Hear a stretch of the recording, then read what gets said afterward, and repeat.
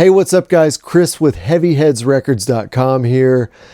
In this episode, I go to Chicago, Illinois to check out the record show, the Southwest Chicago Record Show. What an amazing time. I met so many cool people, saw so many cool records. I got to interview someone who is absolutely obsessed with Psych Records to find out what that community is all about. Of course, I had to interview a couple fellow DJs. I interviewed a serious collector who has her own YouTube channel, and I interviewed a guy who sells records to support his own vinyl collecting habit. It was a fun time for me. I hope you stick around and enjoy it as much as I did. As I drove down the highway and saw the sun rising like it did, I knew this was going to be a good day. All right, guys, I'm sitting here with Greg Kovach. What a treat. He is responsible for ProgDJ.com. Right. Can you tell us a little bit about ProgDJ.com and what you're about? Well, just my show on terrestrial radio. We stream, and it's been on for 20 years. I started up in Valparaiso, Indiana, and it's just basically all progressive rock, freeform for 3 hours, and I get to play what I want. There's no commercials, no ads, and it streams, like I said.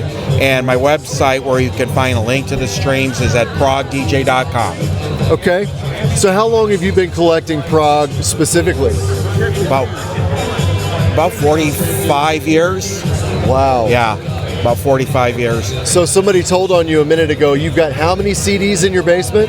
Probably northward of 20,000, and vinyl about 11,000. Oh my gosh. Yeah. Okay. What's your prized piece in your collection? What's your favorite record?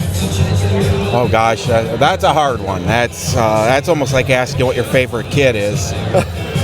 Probably the very first album I got that was a really major score for me was a band from Portage called Yes to Urfa. Okay. And they sound a little like Gentle Giant or Yes. Okay. And that was probably my first really major score. And I would say that one perhaps. Probably the first oddity that I got ever, though, was a band from Kentucky called Easter Island. I got an original of that for $7. It goes for about $500, $600, $700 now. Wow. The reason it doesn't go for more is because it's on CD. So is the Yes to Urfa too. But they're pretty pricey, and it's those albums that you get when you're really young that you never forget about. It's like, whoa, you know. Yeah. So those two would be good examples, and I'm sure I'll come up with more when I'm driving home. Oh, of course. I've got another tough question for you. Okay. What's your white whale? What's the album you can't find, or is there one with a guy? Oh, there are. Okay. There's some. It's hard to narrow it down to one. Probably a band called Sky Eros. It's S-K-Y Eros, E-R-O-S. I've been trying to get that. I've missed out on it in bids a gazillion times. I'm hoping I can get it for under a certain amount, but I never will. Or it'll come out on CD and I'll eventually have it. Right. It's kind of a hard rock prog thing out of Virginia. Okay. That would be it. Okay, guys, I'm here with DJ Ruta now. We're talking about some music. She's been rocking out all day with Gentis here at the record show. And what an eclectic blend of music you guys are spinning today. Can you tell me why you pick the songs that you do and what you're spinning even? All right, well, right now we're playing some New Order. And when I do the record shows, I like to have a good variety of music because I know all these people who come here have great taste in music. So I want to play some stuff from the 60s, 70s, classic rock. I want to play New Order. I want to play Depeche Mode. I want to play stuff that's coming out now. So I just want to make it a good variety for everybody.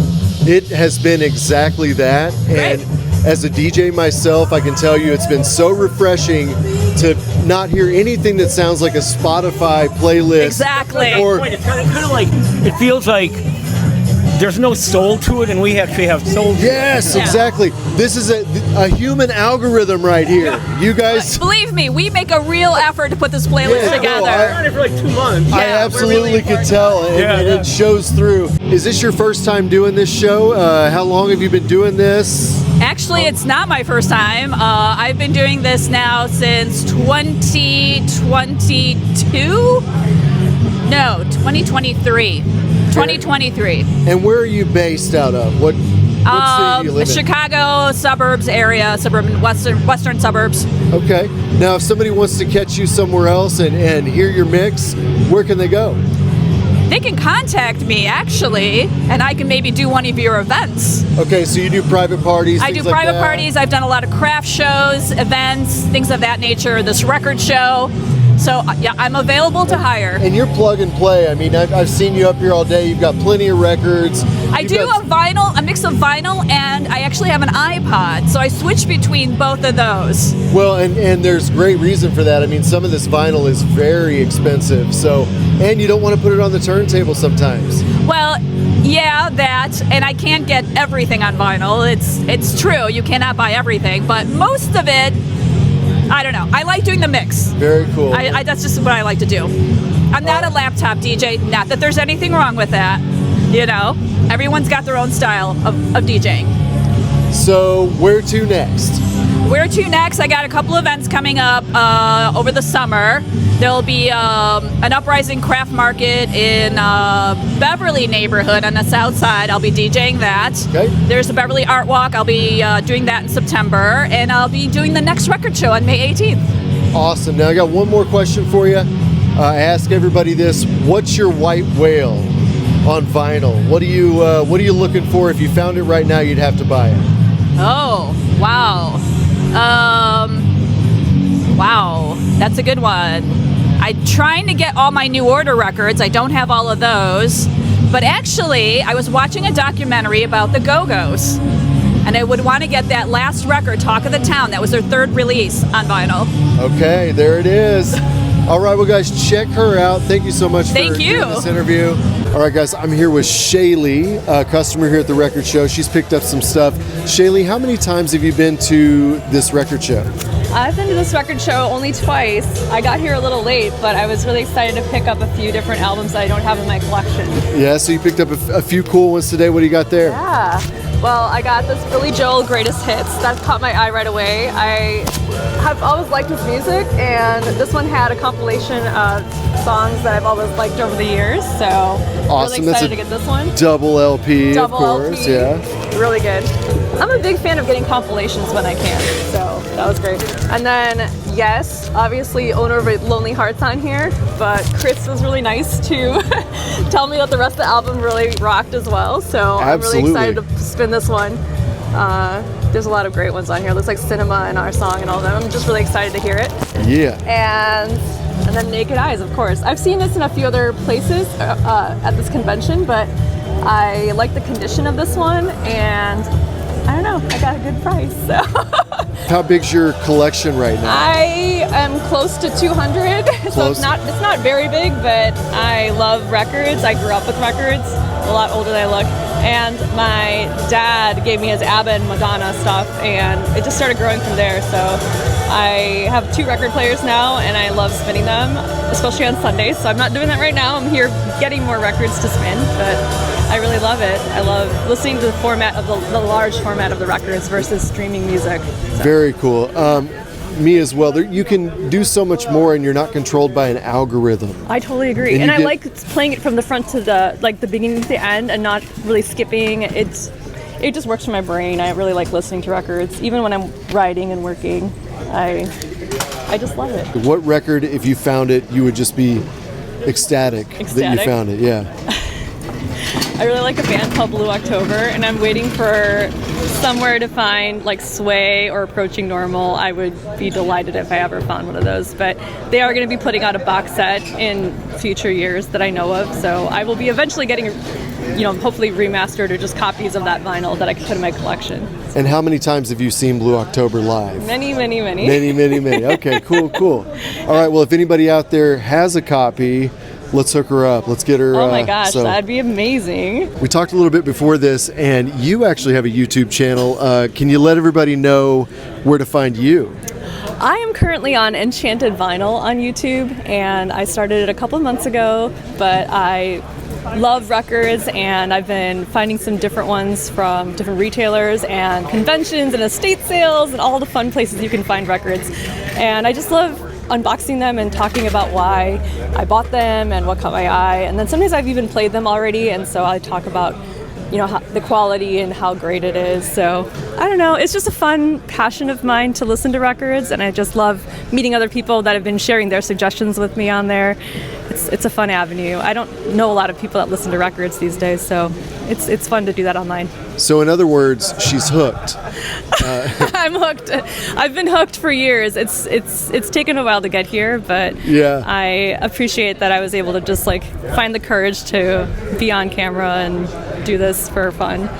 So you can find a link Yes. to her YouTube channel in the description below. So Thanks, Chris. yeah, absolutely. I appreciate it. All right, I'm sitting here with dealer Dave Pilato, man. How's the show been for you today, man? Yeah, I mean, so far the show's been epic. You know, steady crowd all day. You know, people buying. You know, people haggling. You're making deals. I bought a bunch of stuff. I mean, this show is, you know, definitely the best show in the Midwest. Best show in the Midwest. Yeah, best show in the Midwest, hands down. And you've done this show multiple times. I have. Yep. Both as a buyer and as a seller, and you know, the show just keeps getting better and better. John and crew does a great job. So as a buyer, we talked a little bit about your style collecting, and basically you're just here to feed your habit today. Is that right? That's correct. Yep. This is not my full-time job. This is just a hobby. You know, I'm a hobbyist. Probably a degenerate hobbyist at that. Definitely buy records, sell records just to buy more records. So, you know, all the money made today will definitely go back into the hobby. Yep. Well, and that's part of the fun of it is, reinvesting and getting rid of your old stuff and getting better stuff and just curating that collection. Oh, for sure. Yep. Hands down. What's your favorite piece in your collection? That's a tough one. I have one of my favorite pieces. I have an original pressing of the Vince Guaraldi Charlie Brown Christmas, the Fantasy from 1965. That's probably my favorite because I can, that's one of the few records I can share with my family, and they actually, will listen to it and enjoy it. Okay. I'm heavily into free jazz and spiritual jazz, and things like Pharoah Sanders and Sun Ra, and my family doesn't really enjoy that much. So even though those are probably my favorite personal records, some of those, you're sharing music is part of the fun of it. So, being able to share the Charlie Brown Christmas, with my family at Christmas time, it's a really special record to me for that reason. So what's your white whale? What have you been on the hunt for that you just have to have? Yeah, definitely probably Harvest by Pharoah Sanders, the Harvest Time, blue and brown covers. Both of those have eluded me for some time. They're very expensive records, but I hope to find them someday for not a crazy price. See some things here today, high dollar stuff, but I didn't pull the trigger on them, kind of waiting for that big stuff. I should add, early in my time, as a record collector, I started with a lot of really cheap records, and now I've kind of turned into a person who wants to buy higher dollar stuff, not only because it's, usually better, not always, but also because it'll be a better investment long term, and I don't want to have a huge record collection just because of size and, moving it and, things like that. I'm trying to keep my collection to around 500 to 1,000 pieces, but with really quality pieces. So, yeah. Quality over quantity is definitely a good thing to think about when it comes to collecting. I mean, these things just multiply. Oh yeah, they're big, they're heavy, they're really sensitive to moisture and all that stuff. So, and I'm sure my wife would murder me if my house was, taken over with dollar records, right? If it's, if I have one room that's full of, $50 to $100 records, I feel like that's a better, investment for my time. It's not for everybody, but that's how I collect. So. Guys, thank you so much for going to this record show with me. If you like this video, please like, share, and subscribe. Please check out my other videos on this channel. Check out Shaylee's YouTube channel. I'll leave that down in the description. And check out HeavyHeadsRecords.com. Thanks again for watching. I'll catch you next time.